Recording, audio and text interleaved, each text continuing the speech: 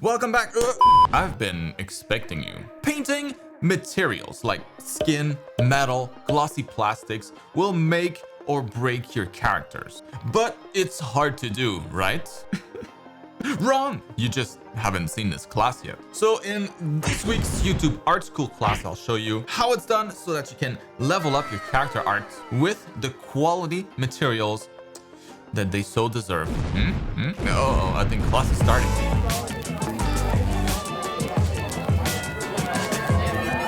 All right, class is in session. Pay attention. We have a painting class today that's been highly requested. I'm going to show you everything that goes into painting. Very convincing and aesthetic skin for your character. Metals. Look at this. It's full of gold trims and also plastics. Or painted metal, I guess. Like this armor in blue.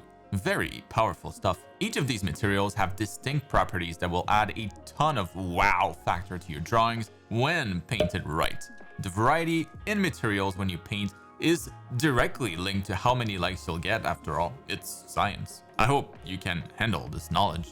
Either way, here we go. Starting with skin. With my Zelda-inspired palette already applied, I'm basically starting with a character that's just one boring material. Chalk, I guess? And that won't do. Before I do anything to this though, let's see how the three materials compare in their simplest forms as big balls. This one is skin, but it definitely needs some work. This one is glossy or shiny plastic, and this one will be gold.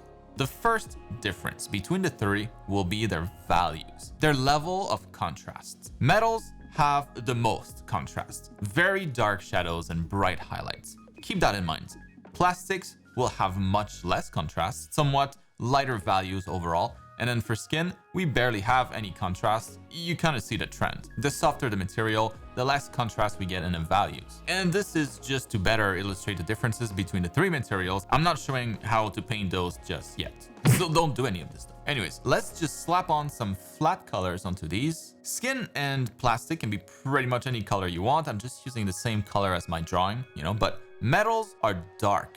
Most metals are almost completely black, so I'm starting with a relatively darker color for it. Now, real quick, most metals don't look black, but that's mostly because of how reflective they are. They really would be black otherwise. Think of a cast iron, The metal is so rough, it barely reflects anything, so we're able to see its real color. Very dark. Now, back to skin though. Let's light up this ball first. I'm just adding a main light source here, and well, let's treat ourselves with a secondary light, just a rim light. One thing to observe here would be how soft the highlight is when we deal with skin. It's not a white highlight, it's just barely there, very diffused, and that's that. But that skin looks kind of dead, right? What's missing is a saturated terminator, the zone of transition between the highlight and the shadow. For soft, lively skin, we want to make sure we give that terminator a slight blood tint. That's what makes all the difference. Look at this, day and night.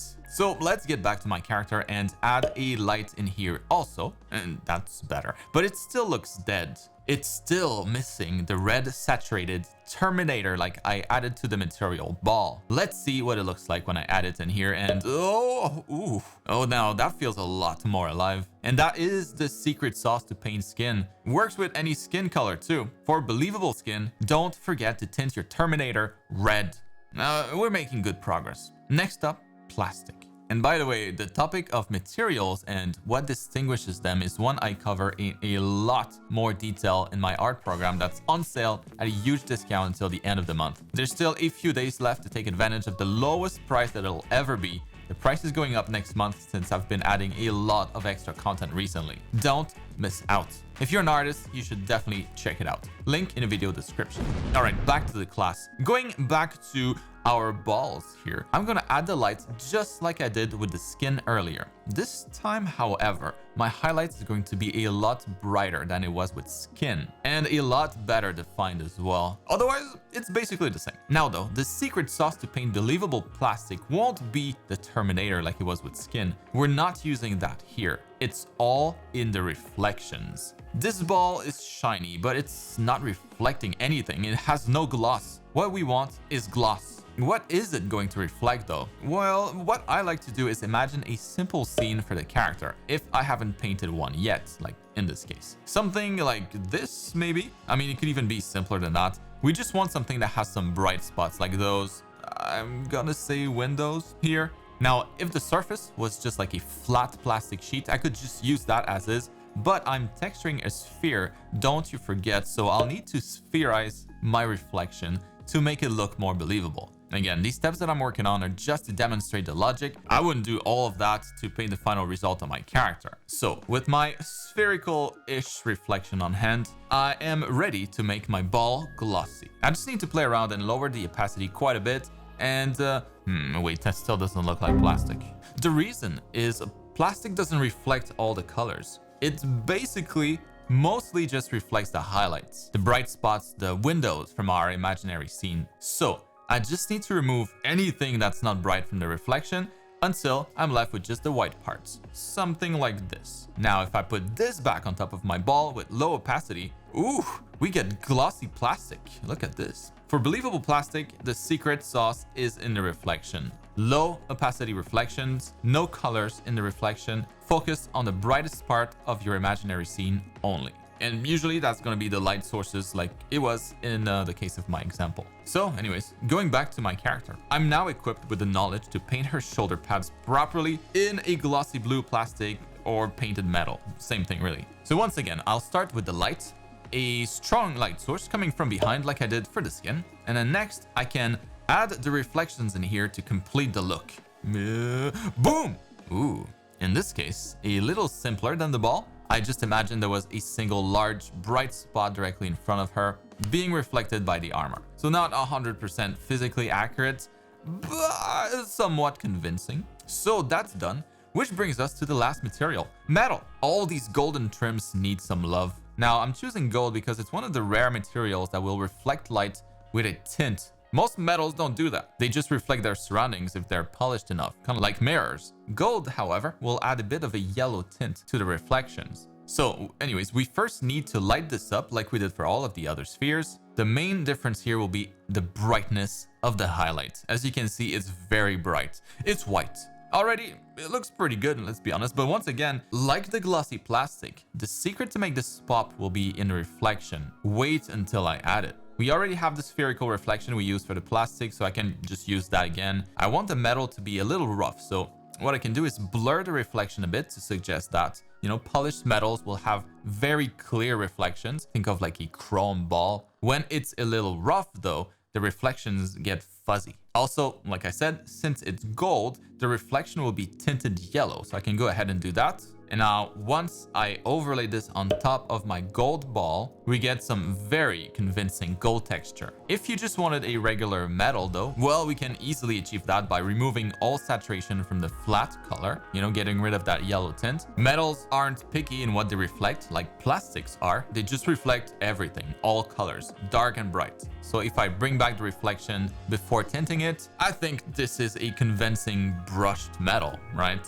And that's how you would do most types of metals. But she's got expensive taste though, so she prefers gold. Now, keeping what I just mentioned in mind, for metals, we want to have high contrast, bright and sharp highlights, and full reflections. So starting with the light, keeping in mind that metals are dark materials without the reflections, I'll darken things around and add a very bright highlight.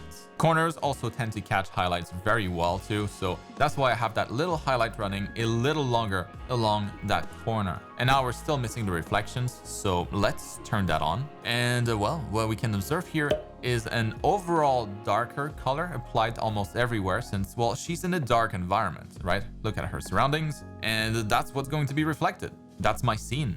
Also, I love adding more local reflections like the blue of her armor reflecting onto the sides of the metal trims, those facing the armor most directly. I also added her skin here being reflected. You just gotta look around in the immediate surroundings and paint in the colors that you find close to the metal surface. Now, I didn't have time to finish the whole thing for this class, but find me on Instagram or Twitter to see the final results within a few days. Links will be down in the description. And well, that's gonna be it for this week's class. I hope it helps. If we just look at that shoulder pad here, I think you'll agree that it pops a lot more than the rest that I haven't touched yet. That's the power of materials. So hopefully from now on, you'll have a better understanding of what makes these various materials work, what distinguishes them to create eye candy character.